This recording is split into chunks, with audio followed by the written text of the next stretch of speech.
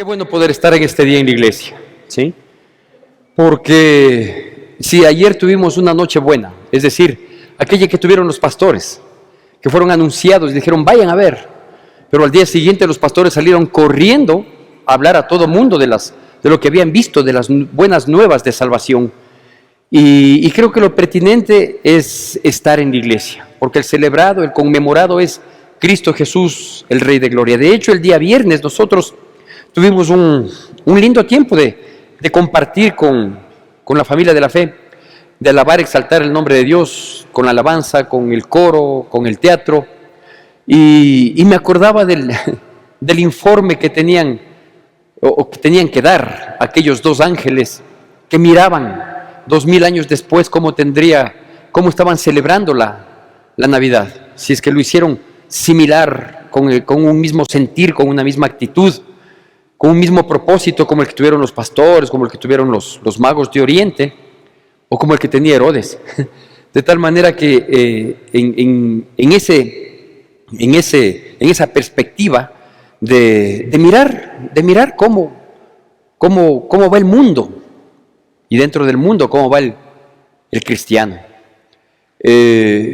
Pablo tenía una frasecita, el apóstol Pablo, tenía una frasecita que prácticamente se repite en casi todas sus cartas,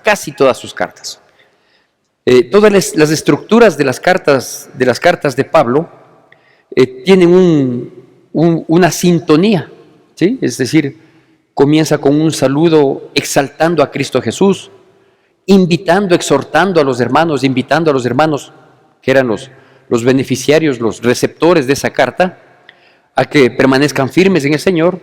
Luego les llama la atención, ¿sí? Explica algunas cosas, da instrucciones, y luego hay lo que se llama la doxología final, es la despedida, es lo último que tenía que decirles.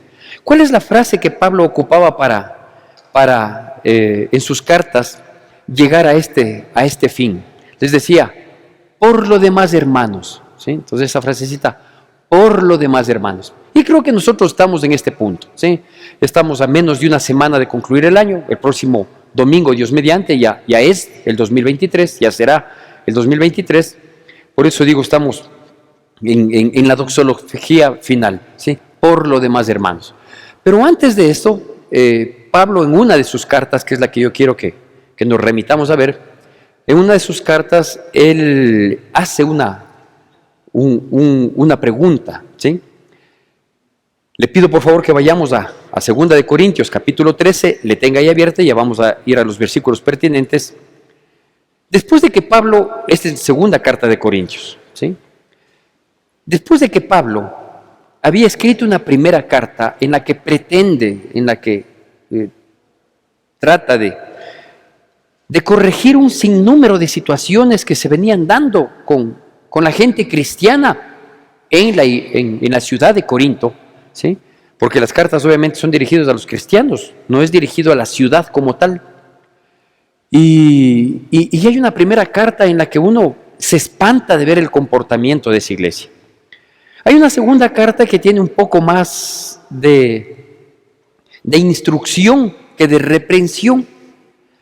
Y claro, entre la una y la otra carta, ¿sí? No solo que había un espacio de tiempo, sino que se esperaba que haya un crecimiento y madurez de los cristianos. Es por eso que allá en el capítulo 13 de 2 de Corintios, antes de decir por lo demás, hermanos, les invita y les pregunta en el capítulo 13, versículo 5. Fíjese ahí, siempre que leamos la palabra de Dios, con atención y con la debida reverencia a esta palabra. En 2 de Corintios capítulo 13, versículo 5, les pregunta a ellos, les dice, examinaos a vosotros mismos si estáis en la fe, probaos a vosotros mismos, o no os conocéis a vosotros mismos que Jesucristo esté en vosotros, a menos que estéis reprobados, ¿sí? Entonces, ¿qué estaba diciendo Pablo aquí? Dice, ve, les he hablado tanto, les he dicho tanto, les he mandado 2 cartas, esta es la segunda carta y es la tercera vez que llego a ustedes, porque la primera fue cuando fue a fundar la iglesia en Corinto.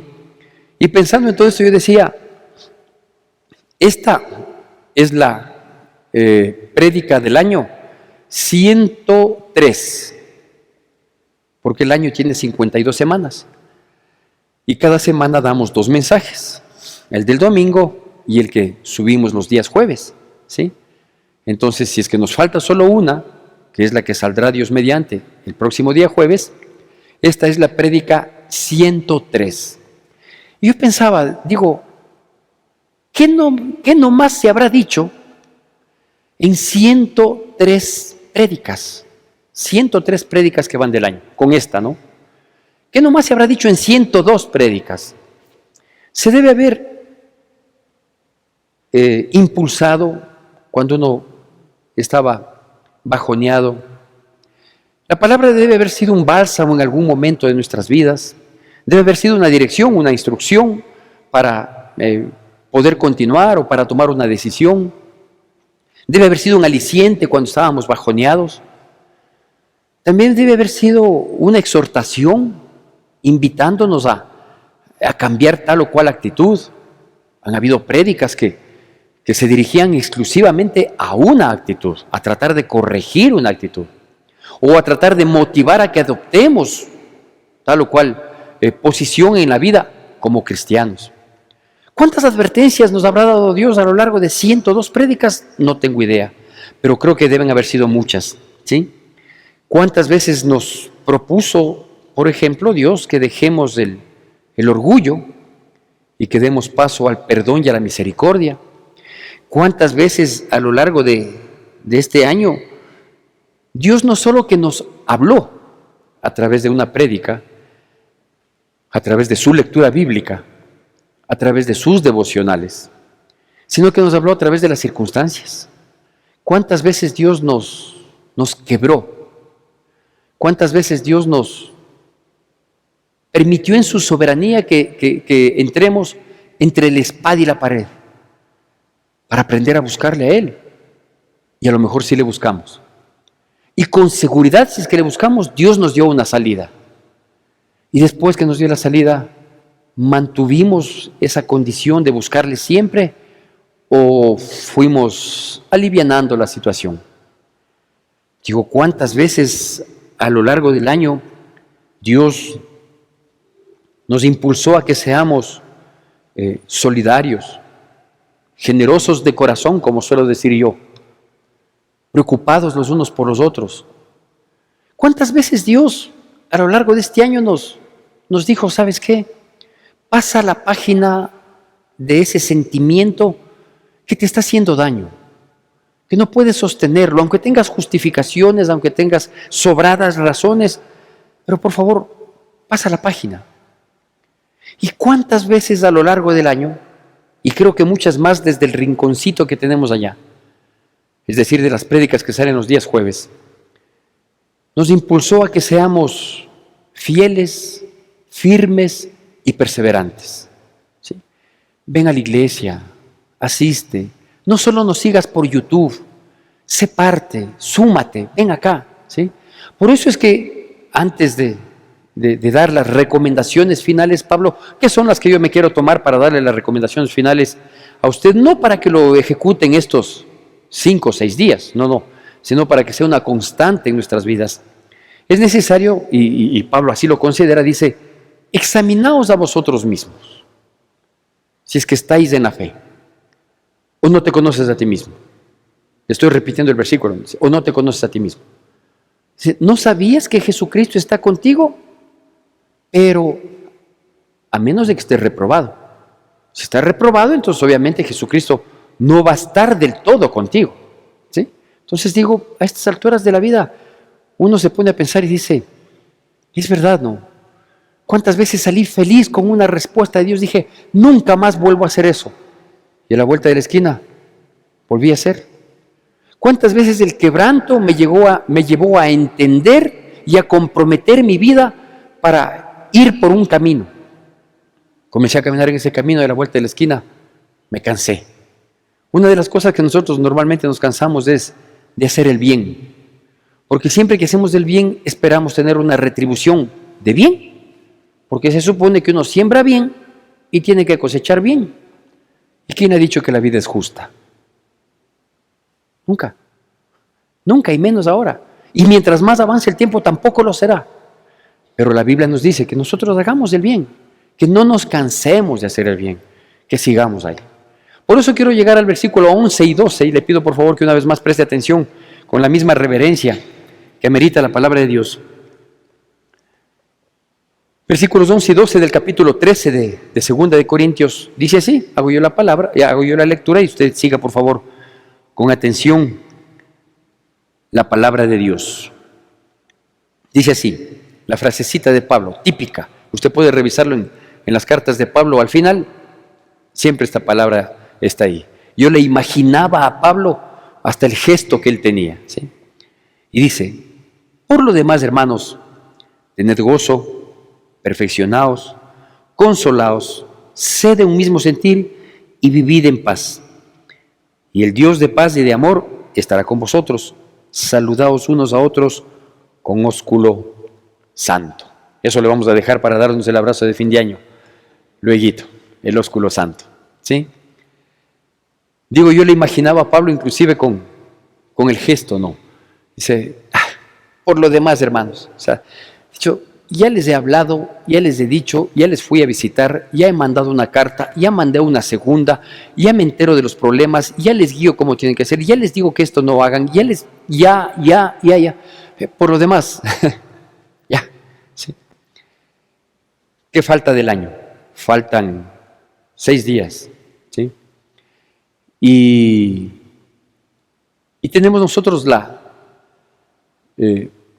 no digo malsana, pero la costumbre no muy verdadera, no muy honesta, de esperar un nuevo año para plantearse nuevos retos, de esperar un nuevo año para comenzar a cumplir los nuevos propósitos. Los típicos no, los típicos, por ejemplo, desde los más simples, que a la postre a veces pueden traer alguna complicación muy a la postre. Dice, desde enero hago dieta. ¿Cuántos han dicho así varias veces? ¿Sí? Desde enero. Es que en diciembre es imposible, pastor, ¿no? ¿Por qué es imposible en diciembre? Por la cena de Navidad, que es yo, por ejemplo, en diciembre, 2 veces en diciembre como en la noche, que fue ayer y Dios mediante el próximo sábado. Y de ahí es cafecito con pan, ¿no es cierto? Entonces, por 2 veces que se come más, 3, ya. Pensemos que con las fiestas de Quito, que ya. Por 3 veces que se come más, uno posterga el hacer ejercicio, el entrar en dieta, el qué sé yo, ¿no es cierto? Y eso por hablar, digo, de lo más simple, de los propósitos que nos hacemos siempre en los años nuevos, ¿no? Este año sí. Yo, por ejemplo, invito, ¿no? A inicios, durante el mes de enero, normalmente invito a que la gente se sume a las charlas que damos los días martes, que son aprendizaje bíblico, ¿sí? Y comenzamos aquí con 70, 80 personas. ¿Cuántos terminamos? Le pregunto aquí a mi amigo, porque él se apuntó y él ha seguido fiel hasta el último. Y terminamos 20, 25. Y el ímpetu de inicios de año, por febrero, por marzo, tiene su primer desgaste y luego nuevamente así. Eso no es correcto. Eso no nos ayuda a nada, y mucho menos si es que verdaderamente queremos conseguir buenos propósitos, si queremos verdaderamente experimentar nueva vida, si es que efectivamente queremos agradarle a Dios, si queremos vivir del modo que Dios quiere que vivamos para que Él pueda manifestarse en y a través de nosotros, si queremos ser receptores de milagros, si queremos que mucha gente pueda ver en nosotros la luz de Cristo. Entonces yo pensaba, digo, cuando dice examinaos a vosotros mismos, yo digo, ¿qué pensaría la gente de nosotros? Del común denominador, ¿no es cierto?, de nosotros, ¿sí? ¿Será, por ejemplo, que nuestro vecino, el señor de la tienda, el cajero que normalmente coincide en el supermercado, la persona de la ventanilla del banco que normalmente nos ve con alguna frecuencia, los compañeros de trabajo, la misma familia, se darán cuenta que somos cristianos? Y decir, por ejemplo, a fin de año, ¿no?, que que a veces termina mal el fin de año, ¿no? Con conflictos, con peleas, que le quieren quemar al viejo. Y termina así el fin de año, ¿no?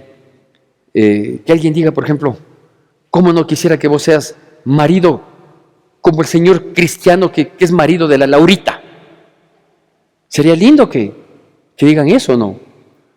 O que un hombre también le diga a su esposa, un hombre no conocedor de Cristo, que diga, ve, si has visto la paciencia y sabiduría con la que se maneja la Laurita, o Laurita se me ocurrió decirle Laurita, ¿sí?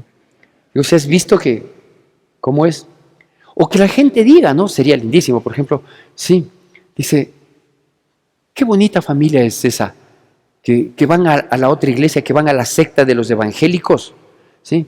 Dice, qué chicos y qué chicas tan bien formados, ¿no? Qué educados, qué racionalitos, ¿sí? Si has visto cómo ellos son de saludadores, de comedidos. Dice, son una buena familia. Dice, qué pena que sean protestantes, ¿sí? Qué pena, ¿no? Qué tristeza. A mí también me daría una tristeza terrible tener una linda familia, una linda relación de pareja, unos lindos hijos educados, racionales, que todos seamos misericordiosos, compasivos, dispuestos, aprovechadores de las oportunidades, en fin, y que seamos bendecidos y prósperos. Qué pena ser protestante. ¿Qué piensa la gente de nosotros, no? Pero bueno, vamos a hacer aquí un punto y aparte y vamos por lo demás.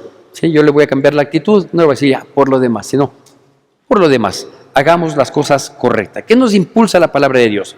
Nos dice, por lo demás, primer aspecto, tener gozo. Usted y yo sabemos que el gozo con la alegría no se parecen en mucho, ¿no es cierto? La Biblia no dice que tengamos alegría, porque la alegría es una emoción pasajera, ¿sí? Y que se denota en la persona. El gozo no. El gozo debe ser una situación, una constante en nuestras vidas, ¿sí? Y que es lo que nos sostiene firmes, cualquiera sea la circunstancia que tengamos que vivir. Por eso es que el salmista dijo, ¿sí? El gozo del Señor es mi fortaleza. Es decir, yo puedo no reírme, yo puedo estar afligido, yo puedo estar sumamente preocupado, puede ser que el estrés esté ganando espacio en mi vida, pero yo tengo gozo. ¿Por qué? Porque el gozo es lo que me sostiene frente a las situaciones. Yo puedo estar ansioso, yo puedo estar con ganas de que algo suceda y no llega y comienzo a frustrarme, pero el gozo es el que va a poner un límite en mi vida para que yo no caiga en frustración, para que yo no caiga en depresión, para que yo no decline, para que yo no cuelgue los guantes, como se dice constantemente. El gozo del Señor es mi fortaleza. Entonces Pablo está diciendo aquí, tener gozo, dice, afírmate en Dios, eso es lo que está diciendo, fortalécete en el Señor, cógete del Señor. Nunca te separes del Señor. Todo puede pasar pudo haber pasado durante el año 2022 y posiblemente pasará en el 2023 si Dios nos concede la salud y la vida. Pero que el gozo sea lo que te sostenga. Por lo demás, mi hermano, por lo demás, mi hermana, sí, el gozo, esa fuerza, ese ímpetu que Dios pone en nuestras vidas, que eso sea lo que nos sostenga. De tal manera que el gozo sea el que nos impulse a buscar más de Dios cuando la vida nos presenta la moneda que no le queremos ver normalmente. Y poder involucrarme más, y poder asistir más a la iglesia, y poder buscar más en su palabra, y buscar más devocionales, porque el gozo me va a impulsar a eso.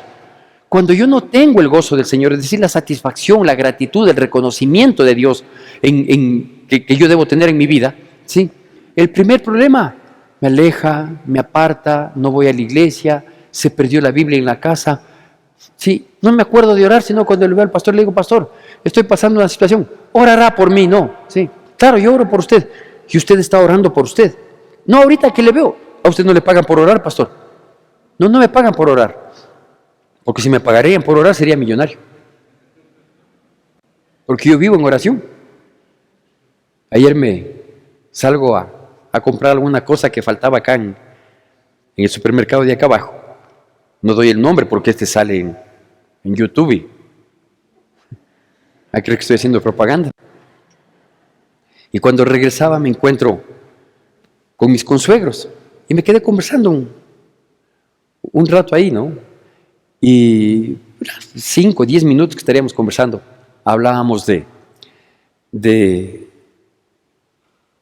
de lo moldeables que tenemos que ser nosotros para acoplarnos a cada circunstancia e inclusive a cada persona. ¿Sí? Unas es lindo conversar, hablar, encontrarse. Otras no es tan fácil.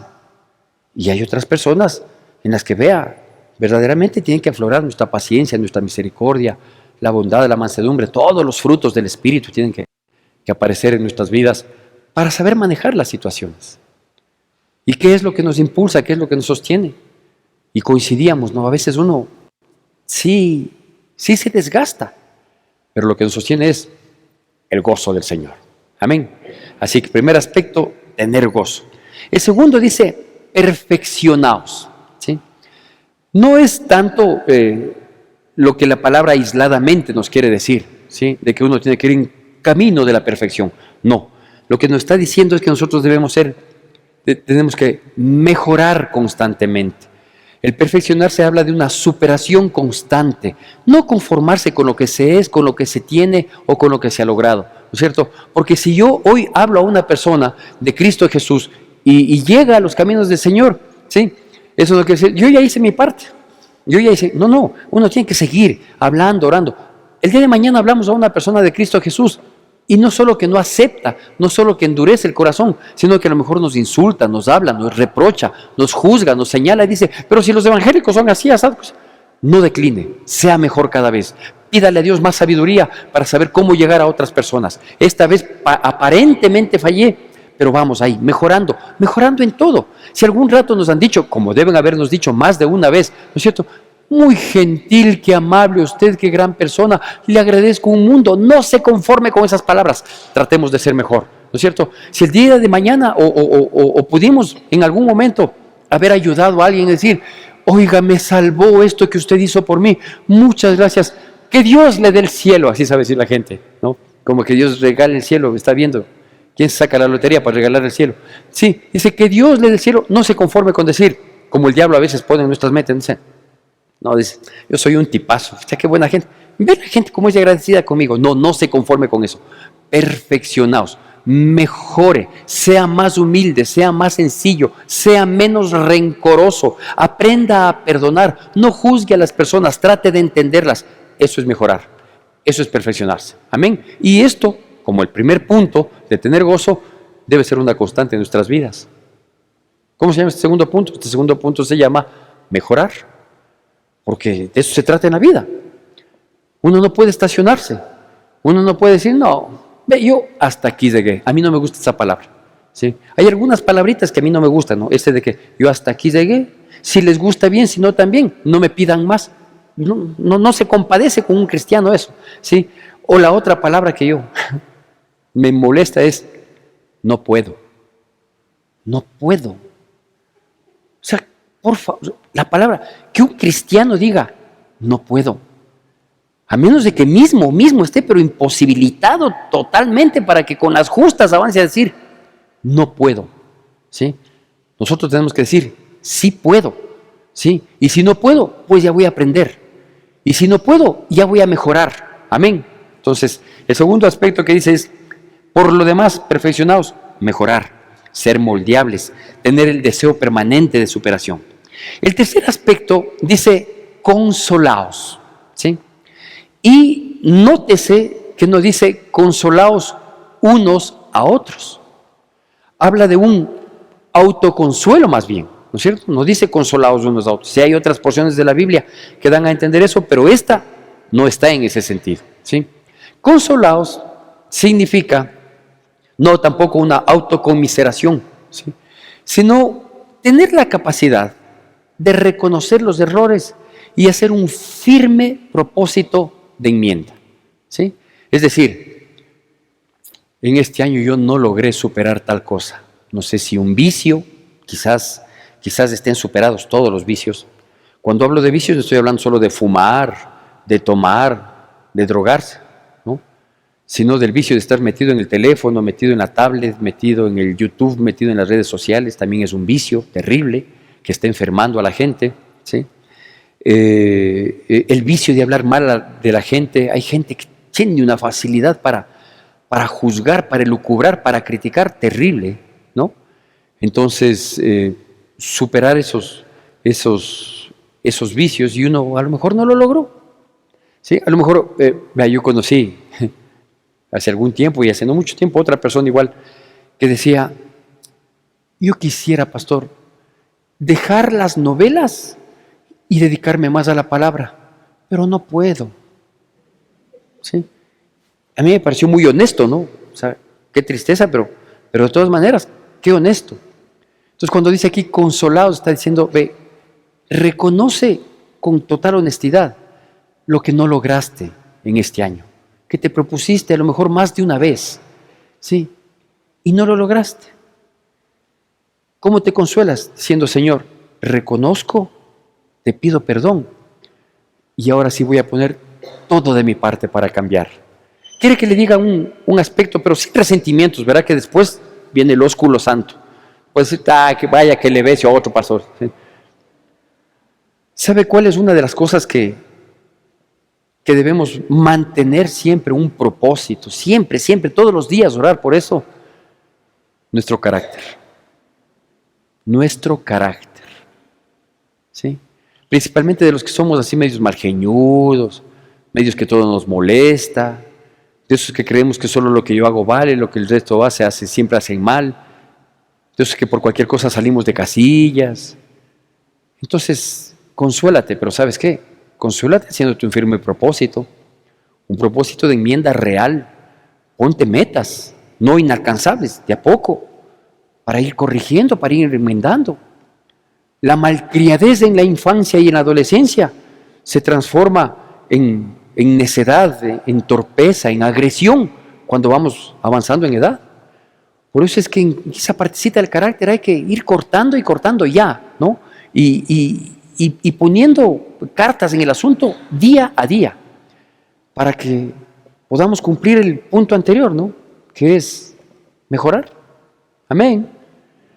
Cada punto que voy dando se van entristeciendo. Yo noto, no sé, no encuentro una respuesta. Pero bueno, aquí viene el siguiente punto. El siguiente punto dice que seamos de un mismo sentir.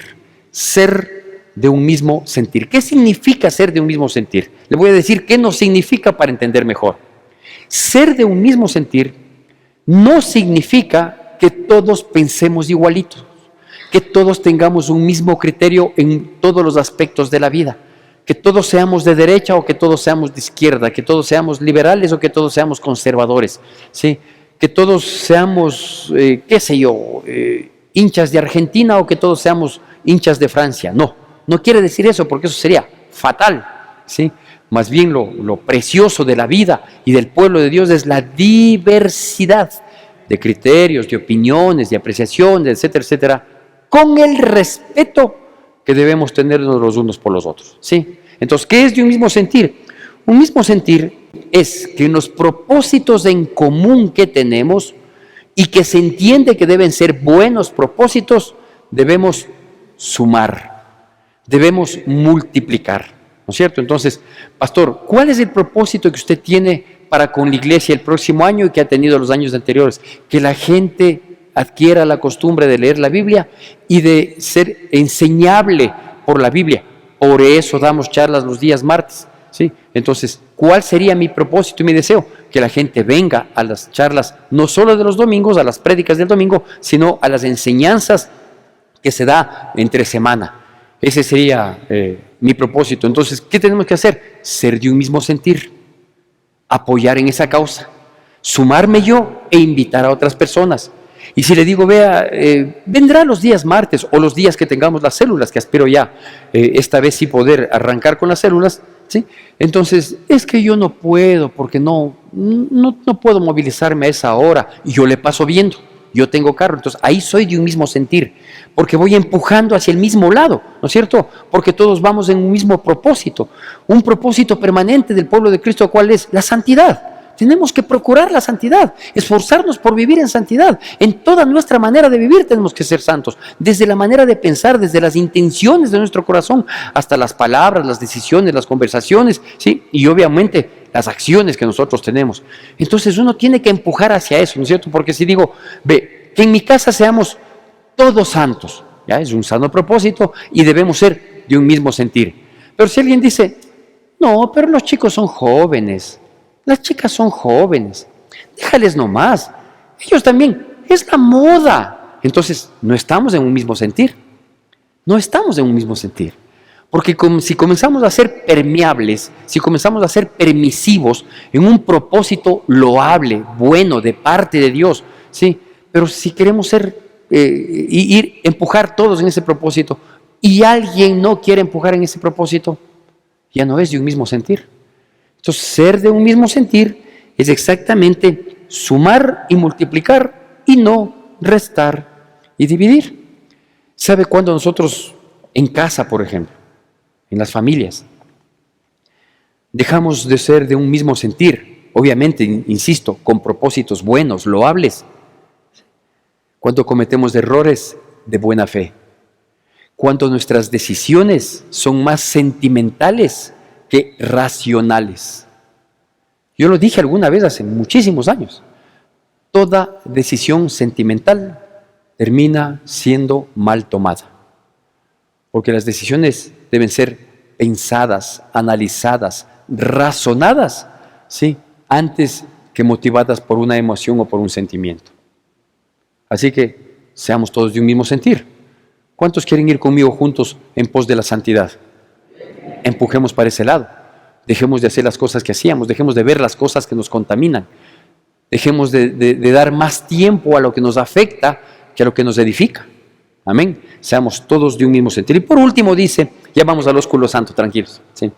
Y por último dice que nosotros debemos vivir en paz.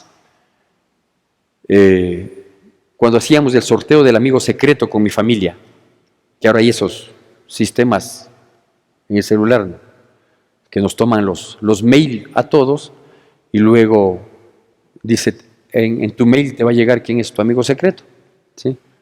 Entonces yo siempre a nivel de familia hacemos broma y todo. Y yo decía, si salgo yo amigo secreto de alguien, sí, por favor pregúntenme qué quiero. Y mi hija me pregunta, me dice, me dice, yo sé qué quiere usted, papá. Le digo, ¿qué? La paz. Digo, correcto. Siempre molesto en eso, ¿no? ¿Sí? ¿Y qué quieres por tu cumpleaños? La paz. ¿Y qué quieres por Navidad? La paz. Pero es vacilada porque gracias a Dios sí la tengo. Dice, por lo demás, entre los otros puntos, vivir en paz. Parecería imposible poder cumplir este propósito, porque uno vive rodeado de personas, de situaciones que no es que nos permitan precisamente tener la paz, ¿no? Por ejemplo, el nivel de violencia, de delincuencia, de agresividad que vive en nuestro país, ¿sí?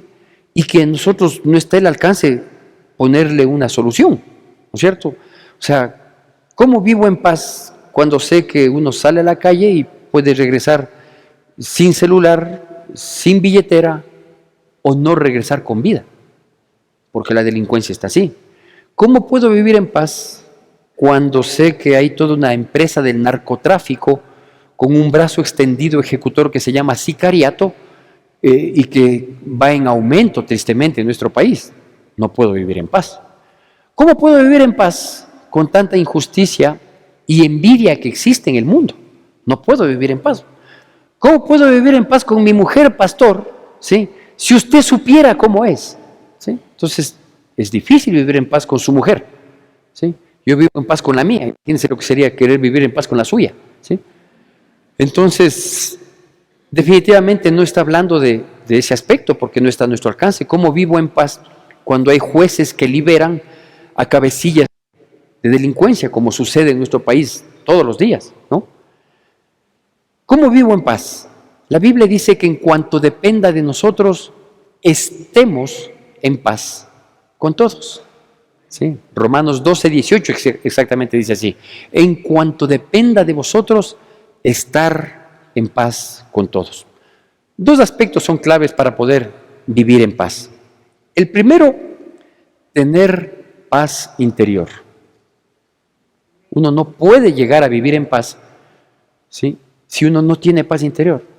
Si uno está ofuscado, si uno tiene rencor, si uno tiene rencilla con alguien, si uno le tiene en la mira de desquitarme, si uno tiene deseo de venganza, no puede vivir en paz. Si uno tiene envidias, no puede vivir en paz. Entonces, el primer aspecto obvio para vivir en paz es tener paz interior. ¿Y cómo se obtiene, pastor, la paz interior? Poniéndose a cuentas con Dios. Diego, que está dirigiendo este culto, comenzó haciendo alusión a aquella profecía de Isaías, en que se mencionaba que habrá una señal, que habrá un niño nacido de una virgen, y que tendrá no 5 nombres, sino 5 actitudes, ¿sí? Admirable, consejero, Dios fuerte, y uno de esos dice, príncipe de paz. Nadie puede tener paz interior si no tiene a Cristo en su vida. Y nadie puede tener paz interior si a ese Cristo de su vida no le nombra el Rey de su vida. Si Él no es el Señor de nuestras vidas, nadie puede tener paz interior. Nadie. Por más que uno diga, no. Podrá tener cualquier otro tipo de situación parecida, engañosa, pero no paz interior. La paz interior es cuando uno está bien con Dios. Cuando uno está bien con Dios, ahí tiene paz interior. Puede caerse el mundo encima. Podemos vivir como estamos viviendo, injusticia, violencia, corrupción, todo lo que usted quiera. Pero si uno está bien con Dios, uno tiene paz interior. Y el segundo aspecto que es necesario para vivir en paz es ser generadores de paz. Es decir, húyale a los problemas, pues. No se haga problema. Yo conozco de algunas personas que tomaron decisiones equivocadas, que se precipitaron, ¿qué puedo decir, no? Y que hoy viven un infierno. Y una de esas personas me decía hace no mucho tiempo, dice, pastor, yo no sé cómo va a acabar mi vida. Dice, ¿por qué? No tengo paz, ¿no? Y como yo conozco la historia de él, le digo, ¿quién expulsó esa paz de su vida? Usted. Pero ¿cuándo le voy a recuperar? Eso sí, ya no me pregunte a mí. Eso sí, ya no me pregunte, ¿cierto? Entonces, ser generador de paz es pensar antes de decidir y ver qué me edifica, qué me destruye, ¿sí? ¿Qué me trae paz o qué me va a alterar? No se necesita pensar mucho, ¿no? Detenerse un poquito. Entonces, el vivir en paz es exactamente, por un lado, tener una excelente relación con Dios, permanente, constante, porque solo Él nos puede dar esa paz. Y segundo, yo evitar pues los problemas. Evitar los problemas, ¿sí? La Biblia dice, andarán 2 juntos si no estuvieran de acuerdo. Entonces, por ejemplo, examine con quién usted se frecuenta. Porque si usted se frecuenta con gente que no busca precisamente agradarle a Dios, a la vuelta de la esquina se va a ver alterada su paz. No, es que yo no soy así, pero te estás intimando. Como sabía decir mi papá, ya te veo que estás de uña y mugre con el fulanito. Cuando yo era joven, obviamente, ¿no? ¿Por qué? Porque a la postre eso repercute. La misma palabra de Dios, en el mismo libro de Corintios, dice, oye, ¿no sabías que las malas conversaciones corrompen las buenas costumbres? ¿Sí? Y eso va a robarte la paz. Concluyo. Por lo demás, hermanos, hagamos bien las cosas. ¿Cómo se llama esta prédica? Esta prédica se llama Concluyamos bien el año. Concluyamos bien el año. Hagamos bien las cosas, ¿no es cierto? Es decir, Tomémonos fuerte del Señor para que el gozo del Señor sea nuestra fortaleza, porque el tener el gozo es el primer aspecto que vimos. ¿Sí? Tratemos de mejorar, no nos conformemos con lo que hemos logrado en tal o cual ámbito de nuestra vida, siempre superémonos, tratemos de fijarnos metas, objetivos alcanzables, pero hagamos todo lo que esté a nuestro alcance para lograrlos. ¿Sí? Por favor, consolémonos nosotros a nosotros mismos, haciendo firmes propósitos, teniendo la humildad y la sinceridad de reconocer todas aquellas cosas que a veces venimos arrastrando de años. No, este próximo año sí, y nada, ¿sí? Reconozca que no está haciendo lo suficiente para lograr lo que desde años atrás ha querido conseguir, ¿sí? Tener un mismo sentir. Empujemos siempre hacia lo bueno, lo que vale la pena, lo que es digno de gloria, lo que le glorifica a nuestro Señor, lo que nos hace crecer como seres humanos. Hacia eso apuntemos y vamos, ¿sí? Sea en casa, sea en la iglesia, en donde sea. En el trabajo, con los compañeros de trabajo impíos, no es que tampoco hay mucho de bueno hacia qué empujar, ¿sí? Pero si alguna cosa hay buena, en eso seamos consecuentes. Y si algo hay malo, aguante macho como cristiano, pero no se sume para lo malo, no se sume. ¿Sí? En estas épocas de diciembre, ¿sí? Hagamos la cuota para el chupe. No puedo. ¿Por qué? Porque no estoy de acuerdo con eso. No, pero qué mala nota, que eres coño, que todo puede ser, pero en lo que yo no estoy de acuerdo no puedo empujar, pues, no puedo estar en un mismo sentir, no puedo sumar, ¿sí? Pero si me dicen, ve, vamos a hacer la novena del niño, ya, de la novena a mí dame dos novenos, ¿sí? Y yo comparto la palabra de Dios. Entonces, eso sí empujo lo que vale y no empujo lo que no vale, ser un mismo sentir. Y por favor, tratemos de estar bien con Dios para que podamos tener paz interior y de ese modo podamos generar paz. Decida correctamente. El decidir bien nos evita un montón de problemas. Los problemas tendremos, ¿sí? Pero si decidimos correctamente, nos vamos a evitar muchos problemas. El día viernes concluimos los cultos del año. Vamos a hacer nuestro culto de quema de peticiones, como siempre lo hemos hecho. La cajita está ahí atrás vacía todavía, pero yo sé que para el viernes va a receptar nuestras cartitas. Haga la carta, dése un tiempito, ¿sí? No deje para última hora. Dele alguna prioridad a Dios. Haga una cartita, ¿no es cierto? Agradeciendo por todas las bondades que el Señor ha tenido. Y verá, si usted ora antes de hacer la carta, va a ver cómo le fluye un sinnúmero de cosas, ¿no? Inclusive le va a agradecer por aquella situación mala que le pasó, porque eso le hizo reaccionar para corregir algo o para mejorar alguna otra situación. Entonces, primero la gratitud a Dios y luego las expectativas que tenemos para el próximo año, de toda índole, comenzando obviamente por las expectativas espirituales, ¿sí? Continuando con las expectativas sentimentales dentro de familia, ¿sí? Si usted dice, vea, yo quisiera ya el próximo año casarme, ¿sí? Y quiero, Dios mío, te pido que pongas, en el caso de los hombres, la chica ideal, y en el caso de las chicas, el chico ideal, ¿sí? ¿Y por qué, Señor, no llega mi pareja? Para que Dios le hable y que le diga, porque todavía no tienes modales, porque no tienes buenas costumbres, porque no eres una persona responsable, porque lo poco no has sido fiel, ¿cómo te voy a poner en lo mucho que es el matrimonio? ¿Sí? Entonces, a lo mejor Dios nos habla, Dios nos guía. Oiga, doy un ejemplo y me quedan viendo. En toda la prédica no me vieron así. Y ahora que doy el ejemplo para la cartita, ¿sí? Ponemos esa cartita ahí, venimos el viernes, terminamos alabando, agradeciéndole a Dios, y luego, si Dios permite y el temporal nos respalda, yo sé que Dios así lo hará, salimos a quemar nuestras peticiones. El viernes nos damos el abrazo y el viernes el ósculo santo. Amén. Que terminamos diciendo en el versículo 12, saludaos unos a otros con ósculo santo, con un beso de fraternidad y de familia de la fe. Que Dios bendiga poderosamente nuestras vidas en Cristo Jesús. Que la gracia de nuestro Señor Jesucristo, el amor de Dios nuestro Padre, la comunión y consolación de su Santo Espíritu sea con todos y cada uno de nosotros, y el pueblo de Dios, que es el pueblo más feliz sobre la faz de la tierra, dice: Amén. Te recordamos nuestras actividades. El jueves 29 de diciembre nuestro pastor nos compartirá un mensaje de reflexión.